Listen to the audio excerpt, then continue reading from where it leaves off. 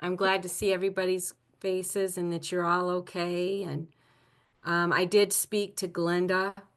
She reached out to me. She's in Asheville, and she said she's okay, but it's just pure absolute destruction.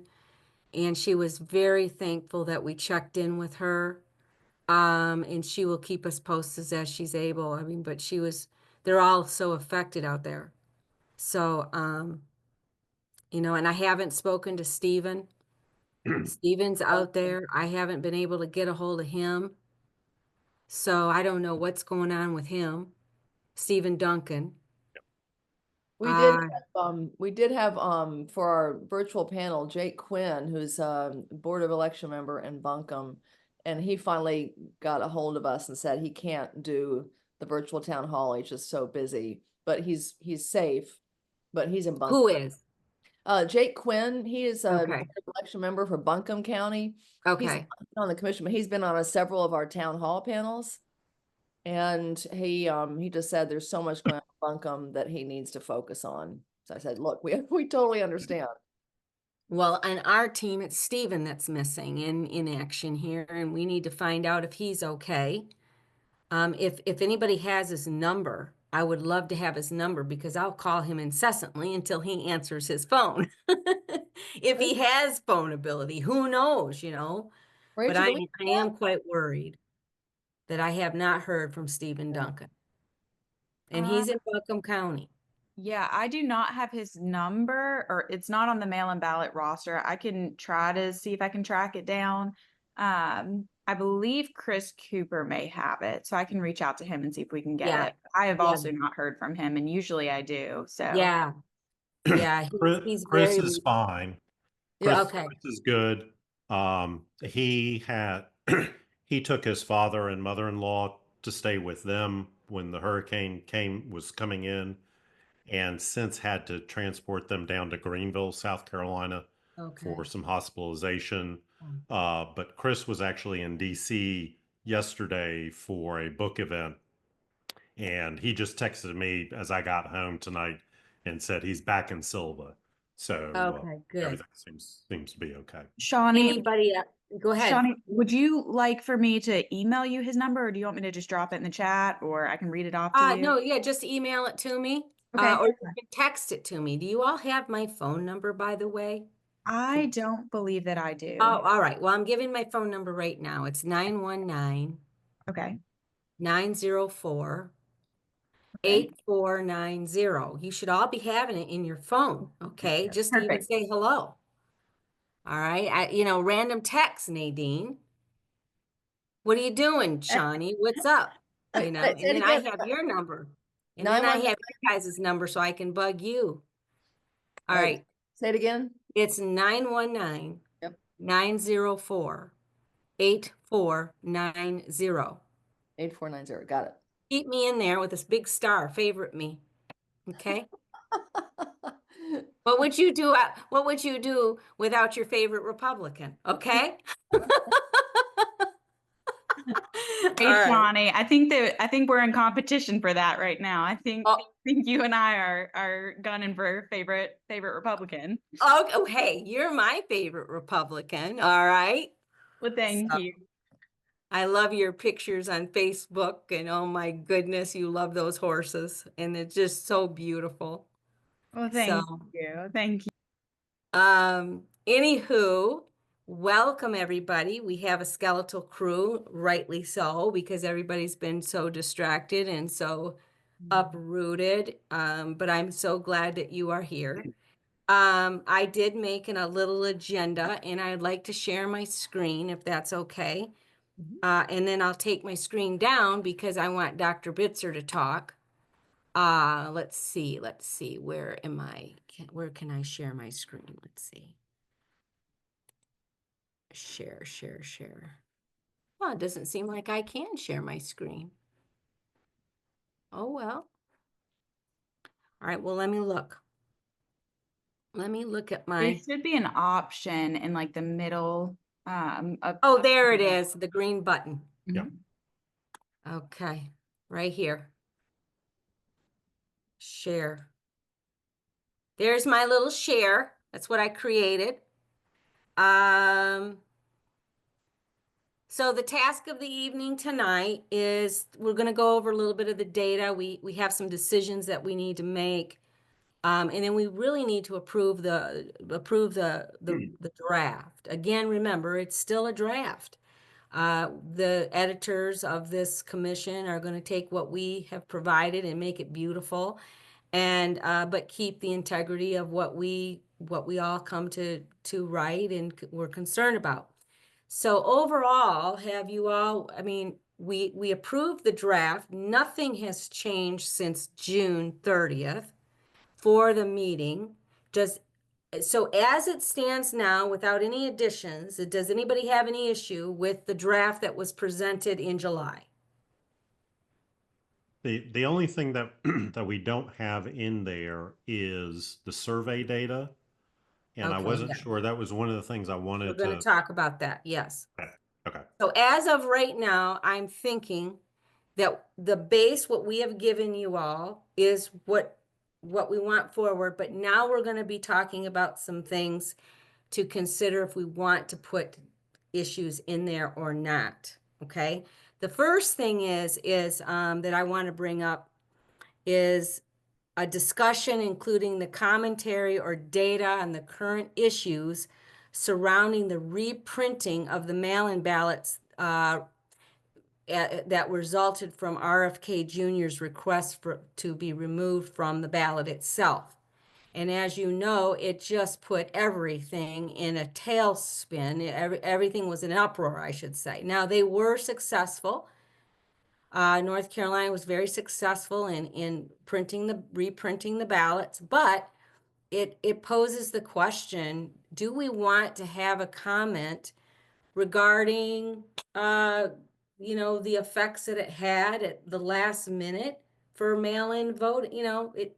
What it did to the processes and the deadlines for mail-in voting, And the cost. and the cost. And remember, and you all know this well, the costs are different for different counties. It's not across the board. I mean, small counties have very little money. It just depends. And the cost was incredible. So wondering what your thoughts are, that we could have a little discussion about that. My thought is that the costs, and I mean that money could go to other things that are potentially more important than reprinting ballots just to have one person. I'm thinking it was just that one person, just RFK's change. I feel like, to me, that was not like the best use of important money and resources. Well, I can tell you what we heard on the tour, because we talked to numerous Board of Election members and election directors, and they were very distressed in the small counties. Like, they had no money left, and they had to go and have a special session with their county commissioners to try to find more money. They also worked over the weekend to change all the coding on all the ballots. Like, we talked to several election directors who were there Saturday and Sunday. If you remember, that decision was made on a Friday, and they spent all weekend probably without getting extra pay because they're salaried employees. And again, what it did was make them feel undervalued. Now, they didn't say that, they didn't complain to us because they knew we didn't have anything to do with it, but they were just kind of being matter of fact about, we don't know where the money's going to come from. We have to go to our county commission and see if they have extra funds somewhere. And like you said, Shawnee, in the smaller counties, they really didn't know. There are almost 3 million ballots already printed. So I don't see why. I mean, to me, I thought, like, there are people on the primary ballots that are candidates who have dropped out of the race and they're still on the ballot in primaries, and that's like very typical. To me, I was like, just kind of like, why is this such a big to do? Well, may I just put my little, now I'm saying this with limited understanding, but I'm saying it from the Republican viewpoint, also from the followers of RFK, let's say, which I'm not a follower of RFK. But, you know, there were some real issues that occurred with RFK's campaigns and, you know, the processes from the Democratic Party in how they positioned him within the party. It had so much to do with just the politics within the parties. And RFK, where I felt like he lost some credibility is as if he was going to pull his name off because he felt like, okay, well, my name's going to come off the ballot. Then why? And he wanted to fight that, so he wasn't going to be running. So his name's off the ballot, and he wanted to fight for that. Where I felt personally, where he kind of lost credibility, is that he should have asked every state. But some states didn't have his name on the ballot, from what I understand anyway. But he should have went to all the states that had his name on the ballot. But instead, where it becomes now a political issue, is that he picked the states that were swing states. And at the last minute, having to go to, you know, the processes were different in each of those states. Ours, it had to go to the Supreme Court. So it put everything in flux, and then it's highly political. So, Yeah, that's absolutely correct. And Shawnee, the other thing is that the Supreme Court actually went against the state law because the state law required absentee ballots to be sent out September the 6th. And so they delayed it by 2 weeks, kind of ignoring what their own legislature had passed. So you're right, it's absolutely political. And I don't know whether the report wants to say something like, you know, try to follow the rules the same way for everybody. well, and this is just me, just my opinion. We could make a simple, diplomatic comment, of the stress and the cost that, that, you know, the results of this was really put a strain on many of the counties and cost a lot of money. And that our concerns were that we have you know, a law that states the date, and you know, we question the motivations. But I don't know how to say that in a diplomatic way. Go ahead, Nadine. I don't have anything about the phrasing, but I'm thinking like this might be something for a constitutional amendment that we put to the people, because where is the money coming from? Like, who should I'm not saying I would start a constitutional amendment, but maybe like think about it, like who should bear the cost when these dates have to happen. Oh, And because I very feel good. like that would be something that if the people say like we're not going to do it after a certain date, or the money has to be allocated by the I feel like something like that, maybe because I'm teaching state and local government this semester, but I'm like, if there's a constitutional amendment kind of thing, I feel like this would fit into that category of like, you know, if the courts are going to disagree with the statutes and everyone's pissed off, maybe the people should have the final say and actually just like, you know, have the, I don't know, but that's just an idea. We have some silly constitutional amendments, but this I think would actually not be silly. That's a great point about who bears the cost. I love that question. Is that a technical legal term, pissed off? Well, I mean, but I feel like this would be something that if the courts are not, you know, following, I'm guessing the statute, and there seems to be disagreements across the branches of government, and people are not happy, or counties are being treated unfairly, well, maybe there needs to be some like, you know, rules that are put in place by the people to deal with this. Because I think if the people had to decide, you know, I think something like that would be like, this is the last day, and this this is how it's going to be. I don't know. That would be like something I would say is potentially diplomatic, like open the door to having like a constitutional amendment or something like that. But I don't know how to write that. But I think if there was like some sort of like concrete idea of what to move forward with, like something like that. Well, we seem to have historically a problem with putting votes to the people, so we got to be fair. And that is with the voter ID. The voter ID went to the people and they voted for voter ID. And the court stopped it through the legal processes and they had to go through that. And then it was passed and said, no, we're having voter ID. But the processes that happened, the fight in the courts, when it did go to the people and the people are supposed to have the last say, we didn't honor that. So we have to be able to take a look at that fairly. Well, we So, also had a constitutional amendment against same-sex marriage that got overturned by the federal government. So right. that, that can happen as well. The federal government can step in.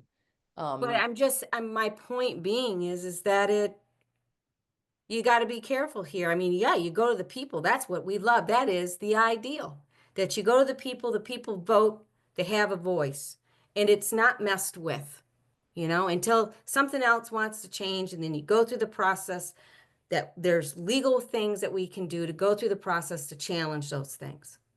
But it doesn't happen like that all the time. And it's unfortunate because then, of course, this happens, and then you really throw an election influx at the very last minute. I'm not, that's not a good thing. I understand in general terms, in layman's terms, why this is going on, but still the last minute for me. And that's my opinion. Just, I think it's like a bipartisan. I feel like this is actually like a very bipartisan thing, like having the elections done. I mean, not frantically at the last minute is an important, I don't know, like having everyone prepared, everyone on the same page, everything ready to go. I feel like that would be something that builds confidence, that we have put these things in place months ago and we're carrying it out, rather than like we're changing the rules or redoing the ballots for essentially one person. I think there might be, like, I think that it's like a bipartisan thing, that I think everyone would like to have the rules of the game be the same for everyone, every election, and that the cost of the election is, been budgeted well before election day and things aren't changing at the last minute. I think with COVID, everyone's tired with things being changed at the last minute. So that would, I can see that being a very bipartisan, just sort of like, this is how we do things here and move forward. How about this? And again, you guys are going to have to help me here, but because I know that this is not going to be good, and we're going to have to wordsmith it. But I said discussion was to implement a true bipartisan policies, laws, or constitutional amendment to protect or deter last-minute changes to the ballots. Period. I mean, there's people that die and their names are on the ballots. Okay, so maybe I don't know how you can hold, I don't know how that happens. I am not an attorney. So Political science professor, Michael. how should I write this, Michael? I'm married to an attorney, but I don't play one on TV. We need Bob Orr. Yeah, I mean, but I like, Shawnee, I like your idea that we need to have firm rules about when ballots can be changed and, the yeah. Or Yeah. challenge. Hey, okay, all right, let's look at it this way. Okay, so there's a process in the courts that we're allowed to petition the court. At any time, we can petition it. All right, that's fair. So what about a rule or a law that says any challenges to the ballot itself will have to be delayed until after the election if it's not if it's not done within the time frame and a decision made within the time frame that ballots are to be printed and delivered. I mean, couldn't we have it that way? Could we not have some sort of rule that says, okay, you want to challenge this, but you're not going to challenge this just a couple of days before the election or 6 weeks before the election when ballots are being printed. So what about having something to where it can be legally delayed to protect the integrity of the election so that it's not politically, it takes away that element of the last minute politics game that happens on both sides of the aisle. So what about that? I think it's good. If I may just interject here, what I'm curious about is like the Supreme Court's basis for allowing the change. And so, like you had mentioned earlier, that there was state legislation that required kind of like put a deadline on when the ballot could be changed. And so, is the basis the state constitution that's overturning the legislature? Because like my only concern with like setting up a rule or some sort of some more state law is that the Supreme Court could then come in and overturn that again. And so, like, is the basis the Constitution? And sorry for being ignorant to this. I'm just now learning about this, and I'm trying to like find the opinion. But Good for you.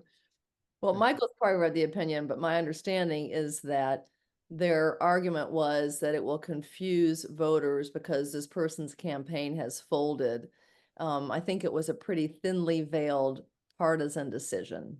Michael, you can correct me if I'm wrong. No, I think one of to me, the big issue was going to the state law that said absentee ballots needed to be mailed at a certain time period. The law didn't specify when the ballots needed to be finalized. It only said about the mailing.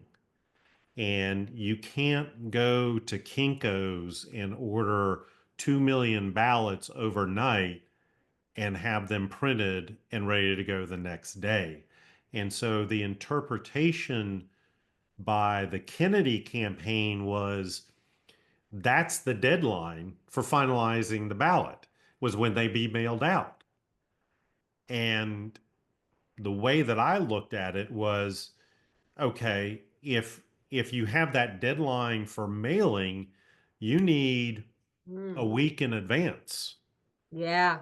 for the ballots to be printed, finalized, logic and accuracy tests done. Everything that we have learned about the process needs to be incorporated and then backed up. But there's no deadline, formalized state law deadline that says ballots are finalized, testing is then done, then they are mailed out. And so, the way that the Kennedy campaign looked at it was because there's no deadline for the printing dynamic, the deadline defaults to the mailing deadline. And if you had a deadline of printing Yeah. and finalizing, that would then force candidates to say, am I going to be on the ballot by this date or am I not going to be on the ballot by this date? And if That's you're on the brilliant. ballot after that date of ballot formalization, tough. You Yeah. take the consequences. Yes. Need to amend the law. Yeah, That that is a fantastic. That's a brilliant. That we should have a hard cutoff of challenging or deciding if your name is going to be on the ballot as opposed to the actual the printing of the ballot versus the mailing of the ballot. I mean, we That's have brilliant. deadlines. We have deadlines for candidate filing. We have deadlines for petitions to be submitted. Why don't we have a deadline for ballots to be formalized, gone through the various testing that needs to be done, and then you hit the deadline for mailing? Okay, you say that sentence again, Michael. You said we have deadlines for candidate filing, and then you said we have deadlines for what? For petitions. So if a Petition. candidate wants to be on the ballot but is not formally nominated by a political party, they have to get X number of petitions, signatures on petitions. We have a deadline for those campaigns to submit those petitions. So there's a host of deadlines, but there's one critical to me as an election law attorney, ha ha ha, that is missing in this whole grand scheme of things. And that's, oh, hey, we need to formalize the ballot so we can print the damn things, test them, and get them ready to be mailed, as Yeah. opposed to you've got a deadline for mailing, i.e., that's the deadline for printing, formalizing, testing, everything else. And that is just unreasonable. That sounds like a great thing to put in the report. I really like that. Personally, I think that is fair. It's fair. And it's for everyone. I mean, everybody, if everybody knows the deadlines, it's kind of like, you know, for faculty, putting deadlines in your syllabus. You Yeah. let them know at the beginning of the semester, and deadlines are deadlines. At Yes. least that's the way I run my ship. Well, I hate to be in your class. Anyway. You knew it when you signed up for it, honey. I'd love to take his class. Listen, I would be in the front seat in the front row, okay? Asking the questions, raising my hand and challenging your brilliance. But anyway, I love this. I love this suggestion. And how does everybody, is everybody consensus here? Yay, nay? I agree. We should figure out what is the like reasonable. I don't know what the what the actual process is or how long it takes for it to be done, but we should just find out like this is how many days it takes to print a ballot. This is how many days it takes to do the testing. I don't know what we should just figure out what Yeah. those days are from And then the people back who up. do them, Yeah. or have like get some data from the counties if the counties do it, and then have it very data driven, so like this is how long it takes for them to do it correctly. And I think thinking about things along like some spectrum of giving the most like the most democracy to like a democracy implemented as it should be. Like sometimes people can't change at the last minute, even though it might create some confusion. It'll create more confusion Yeah. if we have rules that or running the election becomes like just, I don't know, chaotic. So I feel like even though some voters might be confused, I don't see why a disclaimer couldn't have been printed and added to a letter either. Like why couldn't they have just created a statement that said this candidate is no longer on the ballot?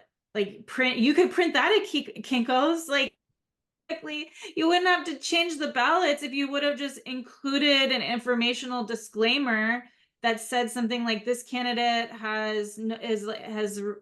is no longer running, Or this candidate is deceased, or this yeah, like candidate you could just create a disclaimer with potential, like maybe something like here's the rules for how their votes will be determined. Because I'm not sure exactly how they do it in North Carolina, but it could be like the governor appoints someone, or I don't know what the rules are, but there are rules for dead candidates because candidates have died between the start of an election and this time in office, and there are rules. But you could create a disclaimer sheet, pop it in. That could be done at Kinko's probably more easily than changing all the ballots. Yeah, that discussion actually happened when people weren't sure if Mark Robinson was going to quit his campaign, and there was a bunch of discussion about if he did, the Republican Party could nominate somebody else, and what they would do is put a sign up at every polling place. The Republican Party would probably pay for that, to say if you vote for Robinson, then you're really voting for X person. Is that right, Michael? Have you heard that? I've heard that. Not sure it's correct. I'm not sure that that is constitutionally allowed Oh, okay. because in the state constitution, there is a provision that says if a governor is elected and cannot discharge the duties and cannot and will not take the oath of office, the the new governor is the lieutenant governor elect. But So that's if they go all the way through the campaign that well, or the election. Say or that. So the new governor. if Mark Robinson decided, you know what, I'm not running at this point on October 10th, and I'm not going to serve if elected, and he is elected, Got it. the lieutenant governor elect becomes the governor. Aha. And we Well, go 4 makes years sense to without a me. lieutenant governor. Okay. That makes sense. And We have a vice that's in president, the Constitution. and that's in the Constitution. So state law, Chris Cooper and I have been with much smarter people than us. And let's just say they say the Constitution reigns, state law may not necessarily be all that it's cracked up to be. But that also may not apply to other offices where there is not a vice or a lieutenant. Correct. It only applies to the governor. Right. So if there Only were, explicitly for the governor. yep. So if Okay. there were a state house or senator person who quit their campaign, then That's a maybe whole nother dynamic. Yeah. right. Maybe the party could replace it. Yep. So, Fascinating. but let's not get Will into that be. hypothetical, shall we? Please. Yeah. And thank Yeah. you. But I think maybe if there is that a disclaimer could be created and attached to a ballot that has the information relevant to that situation, and that Or, what about even, even if there were changes like this, and we wanted to keep it where there was hardly any cost, and we wanted to be able to clarify, before people are voting, let's say that somebody came off the ballot or somebody's no longer running and their names are still on the ballot, then what's wrong with one of the judges, or one of the officials in the polling places to make sure that the voters understand, okay, these are the changes, or you could post it in the polling, booth or whatever, that, hey, by the way, these are the changes that have occurred so that you know what's on your ballot.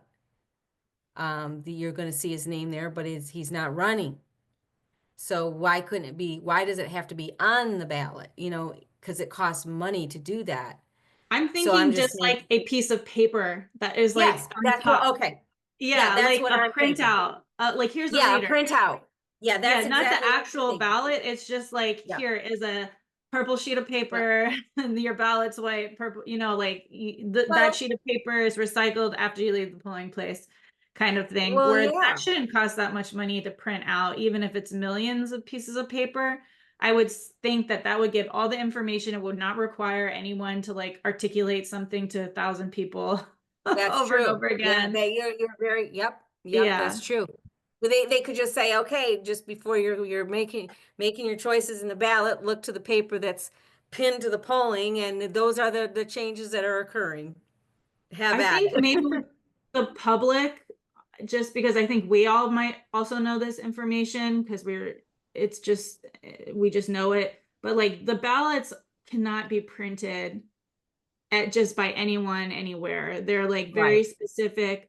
They have to be done, I don't know how much it costs to print out a ballot, but it's not like printing out something at Kinko's, right? No, And it no, can't it's just not. be done like that. So it has, and I mean, the resources necessary, like I don't think the public understands that the ballots can't just be printed out as easily as anything else. And so I think maybe people are like, well, why can't they just print it out or whatever? No, they're printed out on special printers.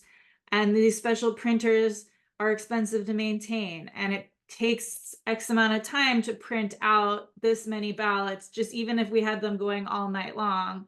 These things they can't be done super quickly. And then the amount of times, like all this stuff, all the pieces that have to be put in place, like also they have to be programmed, like we said, like it has to be programmed into a machine. There's also all the ADA accessible things. There's potentially if you have to order a Spanish ballot, there's so many other steps that it's not just printing the ballot, it's all these other things that I think if people actually understood that there's other aspects to printing a ballot, I think that would this whole situation would I think voters would see that it is kind of excessive.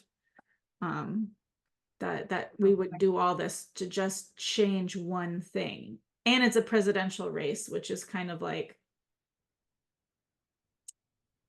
I don't know. And it's highly contentious. Yeah.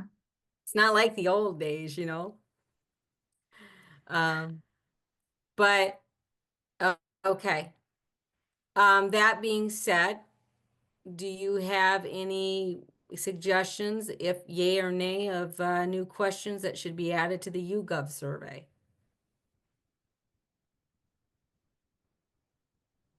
Should we ask the question, what do you think?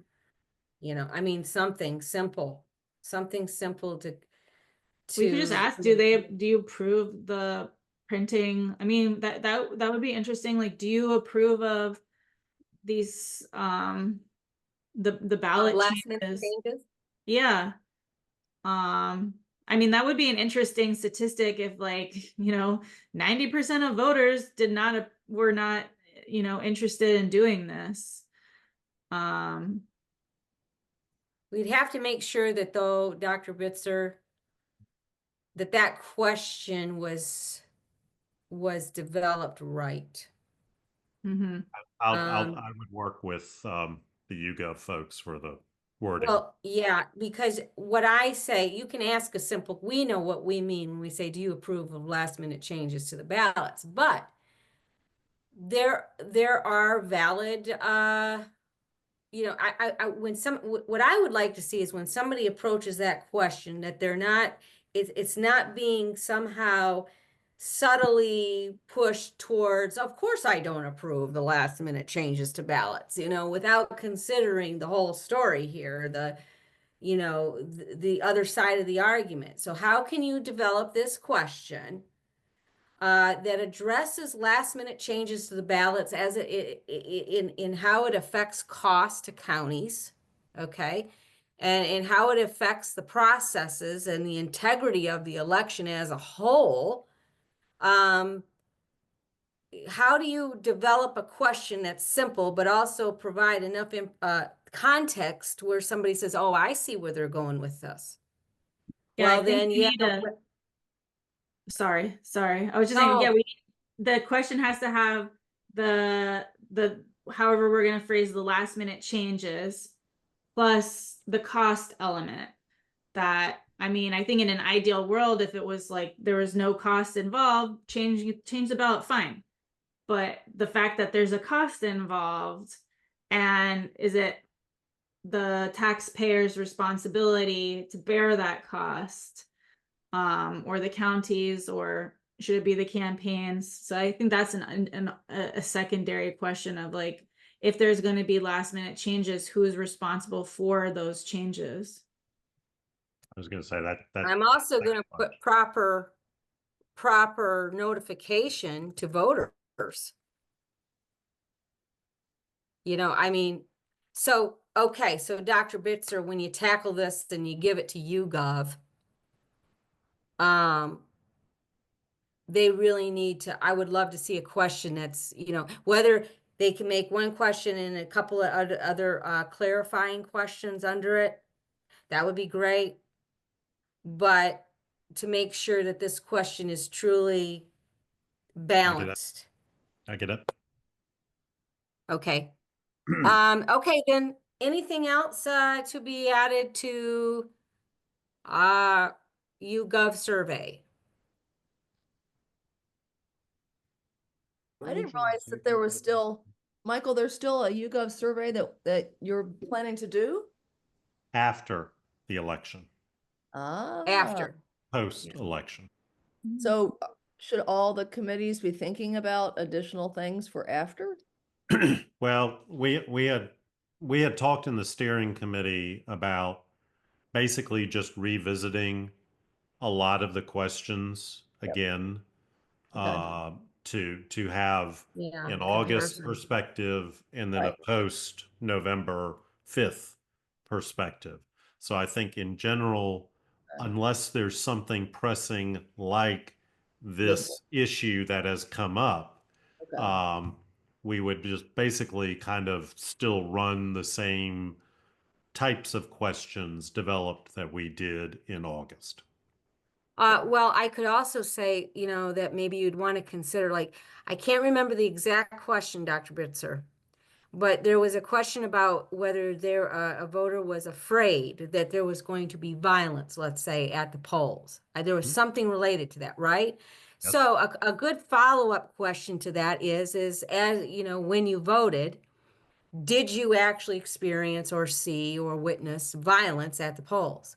So that you can compare their fear and their concern to the actual, did you see that? Did it actually happen? I'd be interested in that, you know, the realities of it, because we can bring our fears in it every single day. But what's real, you know? So, or it could be, you know, after you voted, were you fearful when you voted? You know, something like that. Yeah, we will for some of the questions, we will make it more, you know, addressing that. Did you feel that, as opposed to, are you in August? Kind of that. Yes, yes. Yeah, that'd be neat. That'd Julius, be I really like the way that you put this question in the chat. The first part is really good. I've copied it and putting it into my notes. I didn't see the chat because I'm looking at my picture. What did he say? Julius, you can read it. You wrote it. Okay, I can. It's a draft question. It obviously could use more work, but I said, do you agree or disagree with the state Supreme Court order to have the ballots reprinted to remove RFK's name from the ballot to minimize voter confusion? Although reprinting delayed the submission of ballots to voters, and not all counties had enough funds to manage the additional cost to reprint it. It's a bit like, it could be like, I'd like to write out a much more detailed question, but I don't want to make it too long. So I'm trying to workshop something that accurately and adequately gets the point across. Yeah, I think that Okay. hits a lot of the good points. The only concern I would have would be it's a little bit, it might be need to be like 2 questions.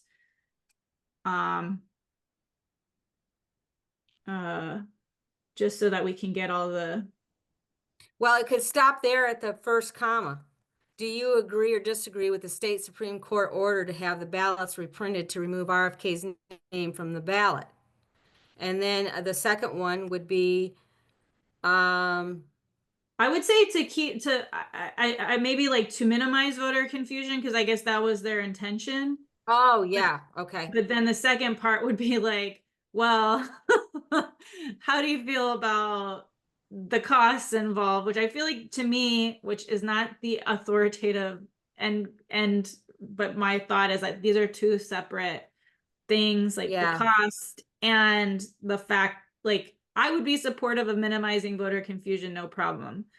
But on the other hand, now that there's costs involved, I disagree. Like on one hand, this is my view of democracy. The other one is like, this is my practical like view of democracy. So I'm just going to leave his draft question like this, Michael, because I think that the survey developers will know where we're going with this. Is Yeah. that okay? Yes. Yes. I'm going to put voters, comma, not all counties had enough funds to manage the additional cost of reprinting. And then what, okay, I mean, we could Uh, rephrase it like, who do you think should be, I don't know if that's really where we want to go, but like, who should be responsible for the costs involved with reprinting the ballots? Um, I think that's a legitimate additional question to be put into it. Yeah. so who should be responsible for the costs involved last with what? minute change, or like, we should maybe like last minute. I don't know if that's necessarily the best way because there's like a value judgment there, but maybe Yeah, some sort of like, I don't know, whatever, last minute, another word or way of phrasing last minute that's has a little less value judgments there, but um the like, who should be responsible for the last minute or changes made after ballots were initially printed, or um I'm printing sensitive. had already, or something like that. Like if we're making changes or there's already been something produced, or who costs should have be, already been spent, things have money has already been spent, but like, who should bear the additional costs? okay, so I like that better. Who should bear the additional costs when, when ballots are changed or when, oh, okay, help me. Who should bear the additional costs when changes, when ballots that have already been printed help?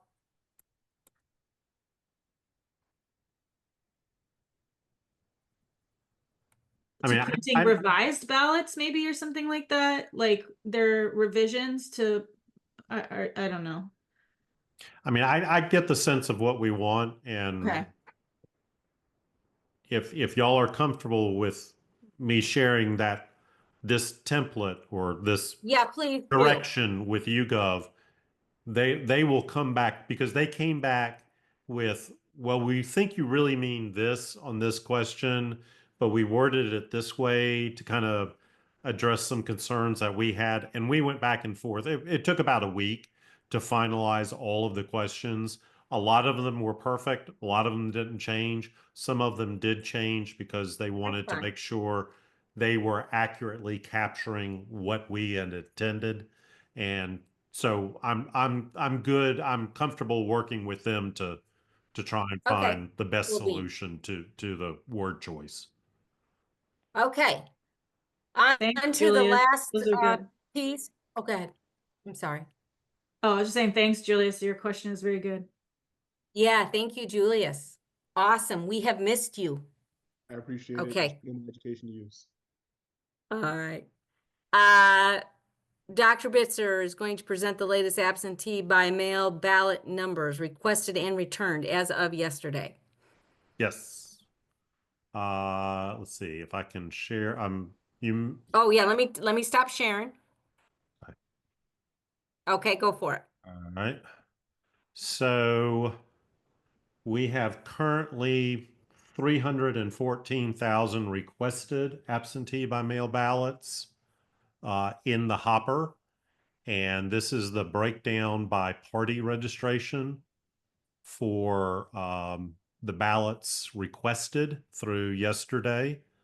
That's the percentages, and here are the actual raw numbers of it. So registered unaffiliated, registered Democrats, and then registered Republicans, and then all other parties.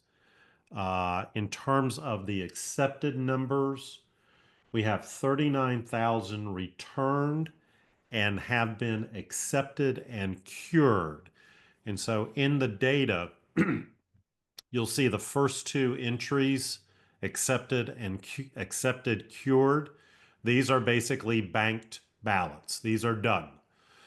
So the 38,000 for something will be counted, broken down by the counties. These remaining statuses are where the ballot is if it has not been accepted. So there's ID not provided, Look or at it's that. pending a cure, or perhaps the photo ID is curable. There are different return statuses, but this is where the counties will be getting back in touch with the voters to say, we need your ballot fixed. Help us, to do so. Well, In no, ter- Where are these that's numbers, Dr. Bitzer, for how do these numbers this year compare to the last major presidential election? Do you know? so herein lies the danger of 2024. If you're going to use 2020, it is an extreme outlier. 19% of all the ballots cast came by absentee by mail. In Yeah, a because of COVID. typical presidential year, it is less than 5%. So, What is this? you're either going to have to compare apples to water Okay. ballots, Okay. We don't want to do that. or you're potentially going to compare apples to 2016 apples. Right. So what percentage are we at now? Well, in terms of accepted or in terms of request? Well, I guess, well, how do I ask this? Like the percentage of, yeah, I guess it wouldn't matter if we were comparing the accepted with the accepted. Okay. Um, where's our rank here in this year overall, I guess? We How are we we don't doing? we don't know that because we Oh, don't know the that's right. total number of ballots. Okay, duh, that was right. If you tell me we'll have 5.5 million ballots, I can tell you where we potentially I would see. fall. We don't know. We know in past years the trend lines have been the majority of ballots come before election day in this state, Yes. Do we but have that's 20? through in person. Do we have 2022? I feel like that's probably our best comparison. I mean, it was like a fairly high turnout midterm election, but if we were looking at the proportion of absentee ballots to in-person voting, I don't think it would be that different. So 2022 absentee by mail was 3% of the total ballots cast. Okay. But we had a 51% turnout rate, whereas we had 75 in 2020. Okay. So I think we don't need to get hung up on Right, we don't. comparisons because, to me, this is a healthy number at this point in time, Sure. but we just don't know. And here's the other key number to kind of think about is where are we in terms of the ballots sent out versus the ballots returned and accepted? What's that percentage ratio? And right now we're running about 12%. It's it's decent at this point. But again, are these folks going to request an absentee by mail ballot and then ultimately go vote in person? Yeah, that happens. Um, will they get through the curing process? Will they do all the witness signatures? There's a small but healthy number that don't. And so those ballots don't get counted ultimately in the end. So we I think it is still way early to Yeah, way kind early. of make some critical analyses when we don't know a lot of other moving parts. This is just here's where we are. This is a snapshot in time.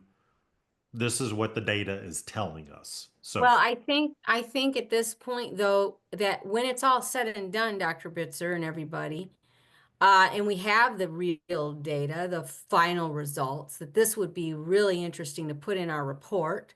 mhm. We should have this gorgeous graph, but of course updated, and that we can comment about the level of participation, just give the data simply that this is where we are in 2024. This is what happened in our elections, that this is the ballots returned and accepted and cured. Yeah. Yeah. And we could compare it to other similar years on It could definitely show, whether or not it does, I doubt it, but when you're comparing data, it can show outliers and things like that we might be able to comment on. And I think that after you get that data and it's all pulled together, I don't know when you would get that data. When does that kind of data, when can you compile that? It's usually a solid month after election day Okay. because So what first,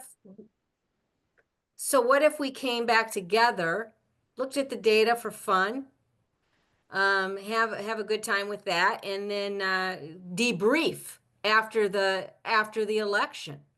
Just debrief as a team, and then look at our draft and add our final thoughts. Look at the surveys results, look at these results, and have our final thoughts made. sounds good. Yeah, the final meeting is February the 4th to present Okay. everything finalized. So, we're hoping to get things in with each committee by December to give whoever it is who's going to go through, compile, and make everything pretty and look, all the fonts alike and all that, to have January to do that. And we might, it might Yeah. and stuff. So yeah, so you can still, if you want to meet late November or early December, there's still time to update things. Yeah, I would like to meet, when that data, when we have some real, good numbers, so that when we do meet, we can tackle all the conversations. We can pull the data in and say this is what really actually happened, or look at this cool number, or I heard reports over in this, precinct all went to hell in a handbasket, and then everybody was happy in this precinct. I mean, we could just really truly debrief and then determine what we would like to put in as a final comment into our report. I have a question Um, about the surveys. How can the people be connected to where they're voting at any, like, do we know like their county or anything about their voting location? the Are actual day.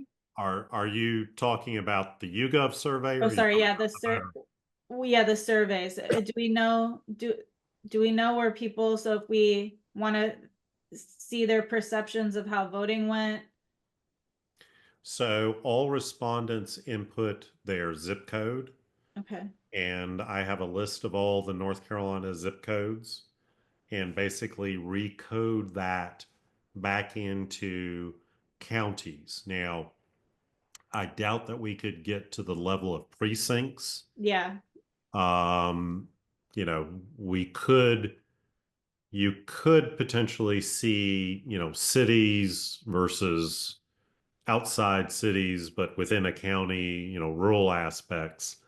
But we can't, I can merge zip codes and figure out a number of criteria about that zip code that could then lend some analysis. What are you thinking with Because that I data? think we asked a lot of questions about like the voter, like the integrity of voting by mail, if I recall, Mhm. or yeah. So I'm just thinking like how that could have changed. Because I know we know like the Republican side of things are tend to be more skeptical of absentee ballots. Mhm. And I'm depending on how the election shakes out and even how it shakes out in every county. Um, I'm just curious because it seems like skepticism about absentee ballots does have a little bit to do with who actually ends up winning. And so maybe and I know there's variation across counties. So if you find that the results of your county are unexpected, I can see some fluctuation with like beliefs about absentee ballots to be related to beliefs or how the partisan split in your county winds up. Yeah, Chris and I have done some preliminary analysis looking at various factors, race, location, partisan identification, everything in terms of explanation literally comes back to partisanship. It doesn't matter what we throw into the model. It is partisanship, partisanship, partisanship. Yeah. And, you know, we did have the two questions. Is absentee by mail voting a secure way to cast a ballot? And then asked about, is absentee by mail voting providing an equitable access to voting for all eligible voters? You know, we can ask these same two questions again and get a sense post November how people are thinking yet again about this dynamic with all of the changes, and particularly that Yeah. ABM has gone through, particularly notable the photocopy of the ID. Yeah, I think like I mean, Shawnee, you're the one who wrote the report, but I think our main thing is like concern about the integrity or beliefs about the integrity of absentee voting. Like that, I think that at the end of the day is the biggest concern from what I've pulled out of all of our discussions is that there seems to be a lot of skepticism that where is the source of that skepticism and can it be alleviated or can we? I think it can be alleviated, and I'm just speaking for myself as a Republican. Remember, I was a 34-year Democrat, guys, okay? Die hard, and now I'm a Republican, and I have my beliefs have changed, okay? But from what my experience is, working across the board, I work across the boards. I've worked all over the world. I see the world through a very global set of eyes, okay? I think I'm pretty fair and pretty blunt at that. But there are things that could change with our elections that I think could go across the board to increase public trust on both sides. I think that there are political uh, forces that prevent those things from happening sometimes on a bigger level than us good folks, you know. And it's unfortunate like that. There's powers at play that want the division on both sides. It's That's power true. and control. And but there are ways to do elections across, you know, even how the United States teaches elections when we're setting up, you know, in war-torn countries and how we go back to the paper ballots and which is great because we have them. I mean, North Carolina is doing awesome, you know. It's just I think that people here, you know, depending on which party, they have these moments of concern when they see all the politics being played on the television and they listen to 30-second sound bites as their source of information. And that's on both sides. Okay? They don't do a deep dive in the history or the context of things and they don't want to understand. They just want to they have this emotion that's behind it. But when you have these big players that play that try to, you know, insert control, uh, you know, that's where I think public trust is, I mean, really breaks down. Um, So but I one thing, think that in my ideal world, though, and I'll just be quiet here for a minute here, just in my ideal world, I really do believe that there are strategies that states can take and our nation can take to alleviate some of those politics. yep, absolutely.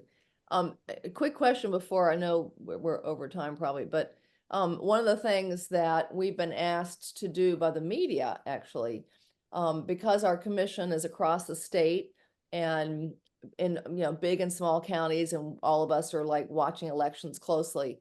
The News and Observer has asked us to report any misinformation that we hear or that we see on Facebook or Twitter or whatever, because they're going to try to do some debunking of myths and rumors. It just another With the News and Observer out of Raleigh. well, and again, okay, that's fine and dandy. But when you're talking to a Republican like that, they don't trust the news like Sure. that. Oh, right. It's only one Yeah. one method of communication. We are also They- working with a lot of Republicans trying to get them to message, especially around political violence, right? That's Mhm. that's one of the big concerns the Carter Center has, that no matter who is disputing or thinking something funky is going on, that the way you solve it is through the legal process and not through going home and getting your gun, right? So that's, Right. that's a big thing that we want to help with. And the misinformation sometimes can get people really angry if they think that the books are being cooked and, one side is cheating all the way. People get upset and they want to, do something nefarious. So Yeah. anyway, And that's tied, Jennifer, to the whole term misinformation, because who's determining it's misinformation? It can be used as gaslighting on both sides. I hate it when I hear the word misinformation or disinformation now. I can't stand it because it is asserting that the person that's telling me that what I'm feeling or what I know is misinformation when I don't feel that way. So it's being used as a weapon.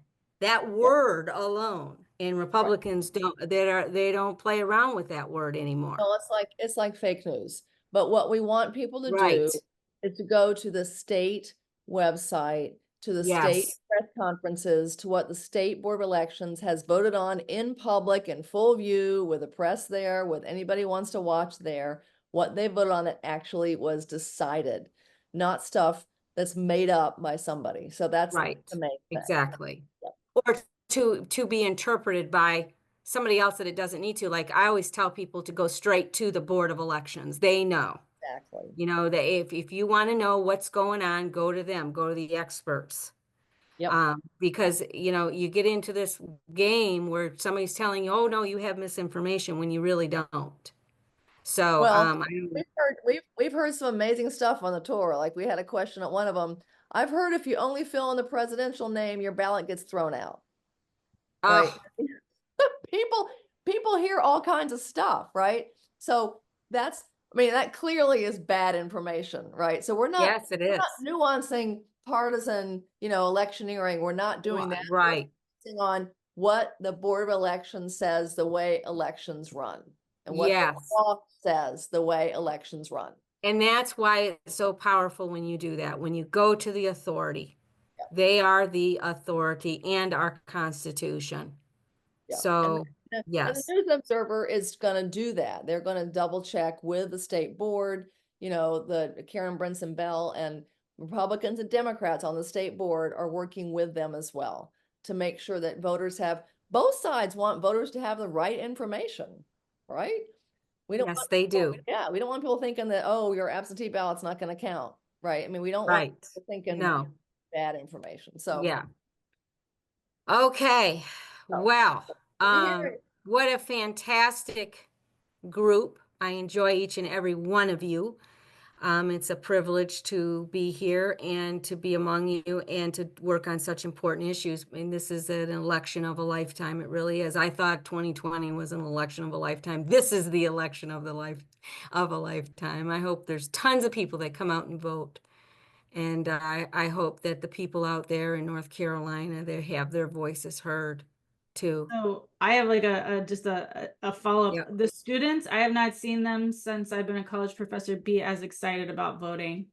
I did a little how you can vote thing this week on Monday, and the room fit 40, but there were like 50 students who came to it and they wanted to know how to check their voter registrations, and they were really actually interested in taking notes on all the stuff that they needed to vote. And I haven't had seen that enthusiasm in North Carolina since I've been here.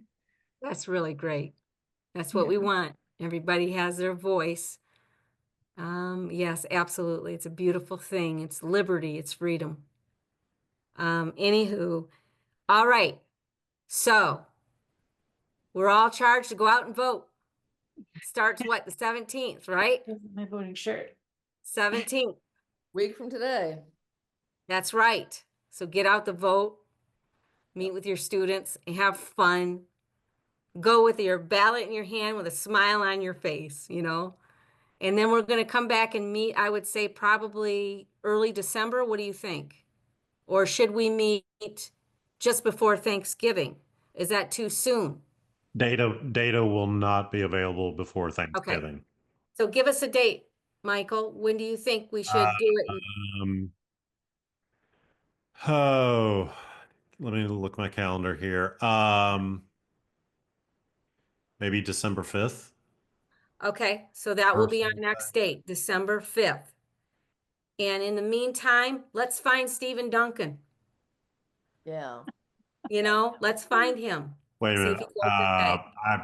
I will not. I've got to participate in our lessons and carols, and Oh, that's okay. that night. We could do December 4th, that Wednesday, or the 12th. Let's do the 12th. That's my birthday. I turned 58. So let's do my birthday, okay? Okay. 2 weeks before Your birthday Christmas. present. I'll wear my Santa hat, you know. You get survey data for your birthday. Yes. Geeks like me love that, okay? You get pretty graphs and charts.